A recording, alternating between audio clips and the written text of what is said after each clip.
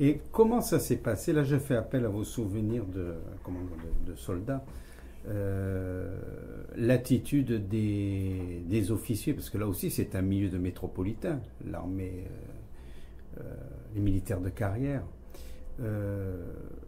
l'attitude qu'ils avaient vis-à-vis des Européens d'Algérie. Alors, d'abord, ils étaient très, très ennuyés, très souvent, parce que le plus grand chef militaire, il était pied noir. C'était Maréchal Juin. Donc, ils étaient toujours un peu en porte-à-faux. Il y aurait des anecdotes à vous raconter concernant le Maréchal Juin, on pourrait passer la nuit. Bon. Le problème, c'est que les officiers en Algérie, il y avait trois catégories. Il y avait ceux qui se battaient, qui étaient essentiellement à la Légion, dans les paras, commando de la marine, commando de l'air, qui étaient des gens qui beaucoup avaient fait l'Indochine et qui étaient des engagés politiques.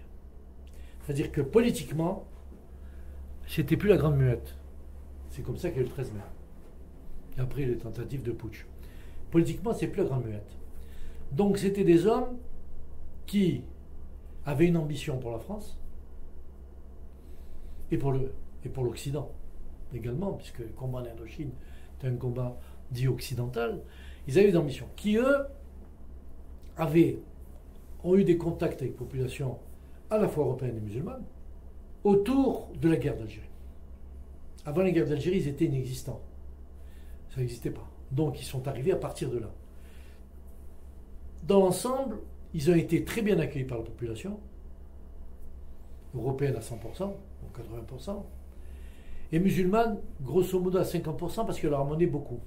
Réorganisation, on les nourrissait, on amenait de quoi manger, etc. etc. Ça, c'était une catégorie qui... Il n'y avait pas vraiment de problème avec les populations.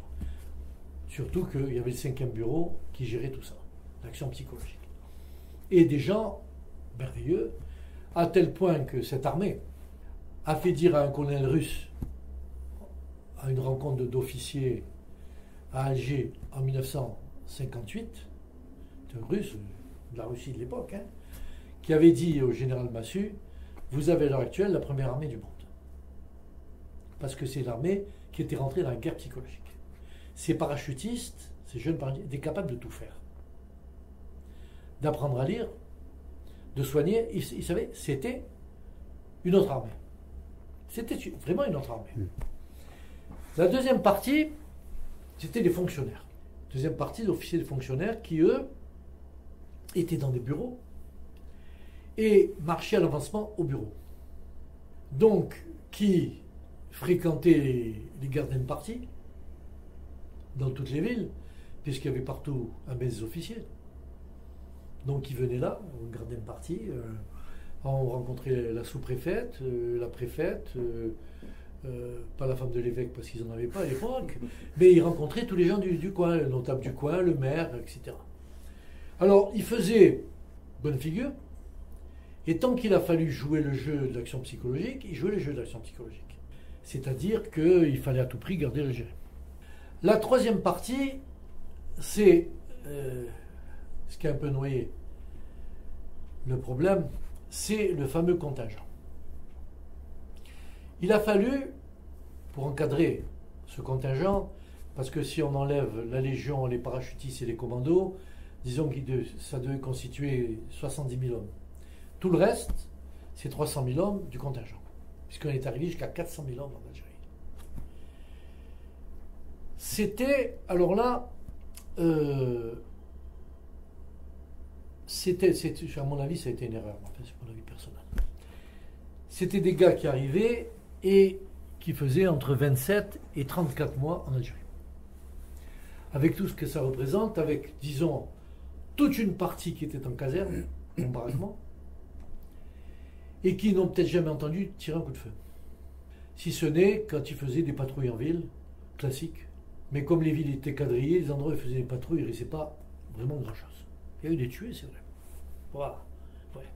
Leurs officiers. Alors le recrutement, vous doutez bien que le recrutement, pour encadrer tout ça, il fallait le développer, l'encadrement. C'est pas avec l'encadrement qui restait au départ qu'on ait pouvoir. Donc il a fallu faire monter, faire des concours pour avoir encadré ce qu'on appelait les troupes dites de pacification, qui étaient celles qui tenaient le quadrillage du pays. Hein, vous aviez la voie ferrée, vous aviez tous les 5 km, une tour avec 5 hommes et un caporal, qui dépendait d'un PC où il y avait un sous-lieutenant. Les EOR sortaient, que ce soit à Tours, que ce soit à Cherchel, soit l'infanterie, la Saumur, etc. On sortait, je ne sais pas combien d'EOR par promotion, mais il y en avait 500 ou 600, qui devaient encadrer. Donc il y avait des sections, puisque vous connaissez le principe, la section, le peloton, sur l'origine de l'arme, qui encadraient. Qui étaient des gars qui avaient fait une formation. Alors là, eux aussi essayaient de s'intégrer dans la vie locale quand ils n'étaient pas dans Djebel, parce qu'il y a ceux qui se trouvaient, le lieutenant, le sous-lieutenant qui se trouvait derrière l'Ambèze, là-bas, évidemment, la vie sociale, il n'y avait pas. Mais comme une grande partie était dans la banlieue algéroise, oranaise ou constantinoise, ils avaient la possibilité d'aller en ville. Alors là, ça se passait soit relativement bien, parce qu'à Noël, on invitait des soldats chez nous, et les parents préféraient en général les bourgeois un sous-lieutenant ou un lieutenant, parce qu'on ne sait jamais, ils pouvaient marier la fille. Il faut être honnête. Hein. Vous savez, moi je suis né à Tain dans les trucs. Mais donc, ils avaient une position de l'acquis bordel. Parce que c'était le grand mot, l'acquis bordel. Hein, quand on est marre, l'acquis bordel. Hein, l'acquis bordel. Et ce que j'appelais, moi, les l'acquis bordel. Comme toujours, dans ces l'acquis bordel, il y avait une minorité sympathisante. Mais tout le reste, ils jouaient un jeu voulu par le gouvernement. Tant que le gouvernement s'est engagé dans le sens de l'Algérie française, il jouait l'Algérie française. Dès l'instant où le gouvernement a commencé, sous De Gaulle, a commencé à prendre le recul, ils ont pris le recul en même temps que De Gaulle. Ce qui a été l'échec du putsch. Qui a été l'échec du putsch des généraux, parce que tout simplement, l'ensemble de cette armée qui avait marché au 13 mai, parce que c'était De Gaulle, avec ces gens qui avaient retenu tout ça, et Chaban Delmas, qui a été ministre des armées, donc, et ils ont suivi ce mouvement, ils ont suivi le mouvement, ils ont suivi la vague. Ça, je parle des appelés. Maintenant, les professionnels, puisqu'on peut dire ça les professionnels, ils étaient quasiment au même niveau. Il y avait ceux qui y croyaient. Quand ils y croyaient vivement, soit ils étaient dans une unité spéciale, aux affaires musulmanes, chez les paras, des trucs comme ça, ou dans les gens, ils y croyaient. Des crapahuteurs qui se battaient, ils faisaient la guerre. Une guerre nouvelle, qui était une guerre révolutionnaire, ils faisaient la guerre. Ils faisaient une guerre révolutionnaire. C'est-à-dire qu'ils avaient aussi bon rapport avec les Européens qu'avec les Arabes.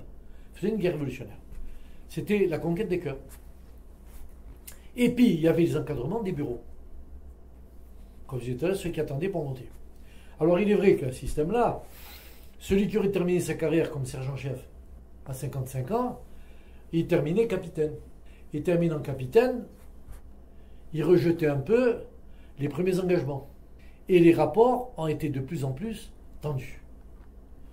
De plus en plus tendus pour arriver au drame d'Oran, où en fait même un sous-lieutenant ou un lieutenant aurait pu passer outre les ordres qu'il avait reçus pour essayer de sauver les Européens qu'on massacrait.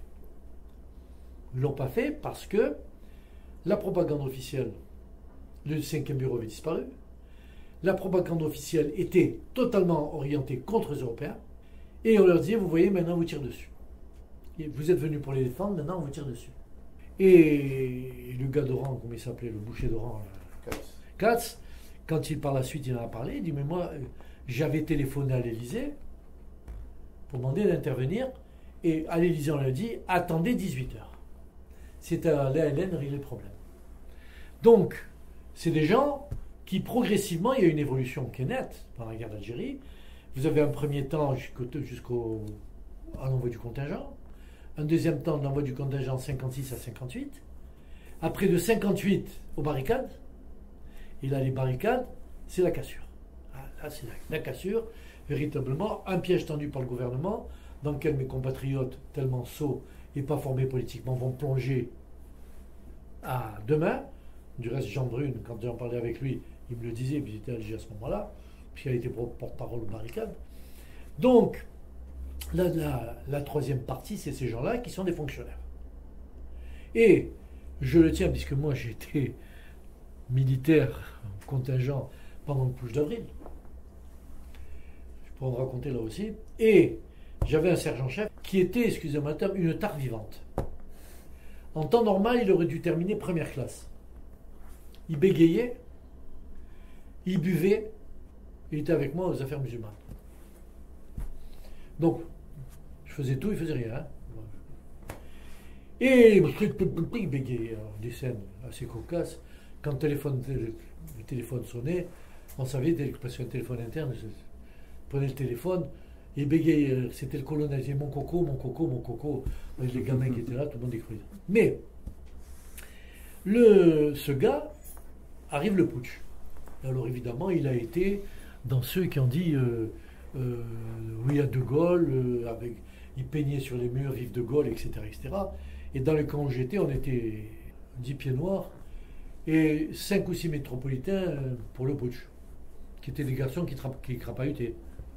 Et puis lui, alors, alors évidemment, tous les gars du contingent, ils tapaient dans le dos, et après, évidemment, ils ont laissé tomber que les chaussettes. Et il me dit, ça va vous situer tout de suite, le 5 ou 6 mai, il me dit, putain, pourtant, hein, c'était bien ce putsch. Et il dit, pourquoi vous avez fait tout ça? Et il me dit, sans compte les généraux, ils auraient dû faire le putsch le 2 mai, on aurait été payés. Tandis qu'ils font le 24, on n'avait pas été payés. Voilà, cette partie de l'armée, ce que c'est. C'est un petit exemple, mais qui généralise. Qui généralise. Les gars, c'était des fonctionnaires. C'était des fonctionnaires et qui n'avaient plus de contact. Et il est vrai, et ça il ne faut pas hésiter à le dire, en Algérie, on avait envoyé 450 000 hommes à un moment donné. Il y en avait 60 000 qui se battaient, 200 000 qui faisaient le quadrillage, qui étaient risqués entre guillemets. Il y avait un petit risque. Bon. Mais des troupes du quadrillage, il n'y en a pas eu beaucoup de tués. Je parle quand on fait le quadrillage, je ne parle pas d'avoir un balistro, etc. Dans ceux qui ont pas tué, il y en a tués. Par contre, les 200 000 qui restaient, c'est les gens qui étaient dans les bureaux. Parce que la structure de l'armée française, c'est pour ça que les paras avaient ce succès. Pourquoi? Parce qu'ils n'avaient pas la structure des régiments d'infanterie de l'armée française. Puisqu'un régiment de parachutistes, c'était 1200 hommes. Le régiment d'infanterie de l'armée française, c'est 2500. Ce qui veut dire, et vous êtes assis, sur 2500, quand c'était un régiment de quadrillage, il y en avait grosso modo 800 dans les bureaux. Parce que, et ça, c'est pas la peine, il suffit de prendre des ordonnances de Napoléon. La compagnie de commandant de secteur, colonel, commandant du régiment. Il y avait donc compagnie commandant de secteur. 200 gars dans les bureaux. Le premier, le deuxième, le troisième, le quatrième. Le cinquième n'existait pas là. Et le quatrième. Alors, c'est les effectifs, etc. Le matériel du régiment. Mais c'est unique. Moi, j'y étais, je l'ai détaillé. En dessous, 3 bataillons. La CCAS, commandement, compagnie de commandement administrateur de secteur. Sous la CCAS. Là, 100 bonhommes. On a chacun 300. Plus de 100, ça fait 500. Quand vous arrivez au stade de la compagnie, puisqu'en général, le bataillon, c'était entre 6 à 8 compagnies.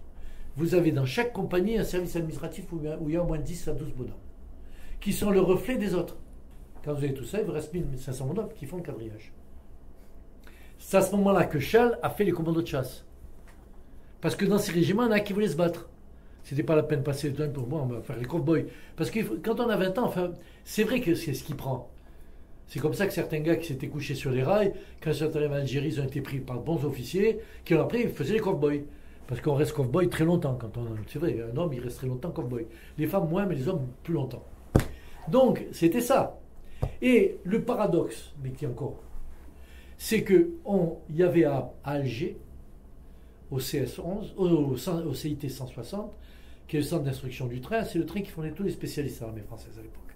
Puisqu'il y avait la FRAMU, formation rationnelle et accélérée des muletiers, la FRAC, formation rationnelle accélérée des chauffeurs, la FRACO 1, formation rationnelle accélérée des coiffeurs, la FRACO 2, formation, pour vous dire, et la FRAD, formation rationnelle accélérée des dactylos.